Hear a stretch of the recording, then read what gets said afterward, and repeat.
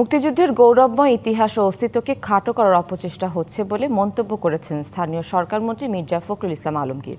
দুপুরে হবিগঞ্জের মাধবপুরে ঐতিহাসিক তেলিয়াপাড়া দিবস উপলক্ষে আলোচনা সভায় এই মন্তব্য করেন তিনি। মন্ত্রী বলেন, বাংলাদেশের মানুষ অন্যায়কে সহ্য করে না, বারবার অন্যায়ের বিরুদ্ধে লড়াই করেছে। শেখ হাসিনা সরকারের বিরুদ্ধে ছাত্র জনতা আন্দোলনের মাধ্যমে দেশ ছেড়ে চলে যেতে বাধ্য করা আরেকটি গৌরবের ইতিহাস। পাশাপাশি জুলাইয়ের গণ অভ্যুত্থানকেও ধারণ করার কথা বলেন তিনি। এ সময় অবহেলিত চা শ্রমিকদের জীবনমান উন্নয়নে দ্রুত কার্যকর উদ্যোগ নিতে স্থানীয় সংসদ সদস্যদের প্রতি আহ্বান জানান তিনি।